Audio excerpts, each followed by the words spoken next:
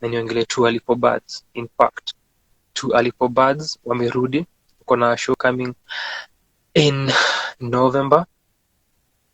Yes, I would definitely mention Too Early for Birds, wenye wali get into a space that ilikuwa ina exist tayari, theater na storytelling, but approach yao ilikuwa completely different, na the amount of intent, the amount of effort, the amount of work that walifanya kwa their research, kwa their writing, kwa their marketing, and then kwa their acting and showcasing the work was really intense, na ukiona zile fruits wanazopata sahi, where wamekuwa gone for 2 years, wanakuja wanaanza kutease their comeback, wana announce tickets ziko on na after hours ziko sold out, ni worthwhile. Now you can see the process, you can tell zile efforts zile wameeka all through the years, this being people from different fields coming together to build something together na change the narrative ya Kenyan history, the narrative ya Kenyan arts, the narrative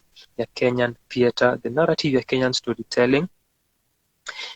All of this is warranted, and all of this ni kitu yenye wana deserve kwa sababu they have done the work. Na ukienda kwa a TEFB show utatoka hapo ukisema walifanya kazi, hakuna half passing, na ni kitu si usema when it comes to artists. If you're choosing to do it, then ifanye and go all the way in, na hii ni something that wamekuwa intentional about, na something that wamekuwa invested in from different angles of pulling such a thing off, na wamehakikisha that ina work. Najua kuna a lot that ina happen you go successful as it is or as tunaiview na wanaideserve, and this is something that ni a different product kwa a scene that was existent, lakini kile wamefanya wameibadilisha sana na wamepull audiences from different walks of life ukuja na kuwe part of Too Early for Birds. So that is a great example that naweza tumia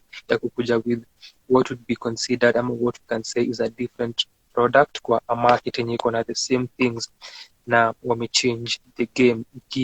Tukiongelea Kenyan storytelling, Kenyan theater, TEFB haiwezi kosa. Yeah, they can use this as part of their montage. Ish.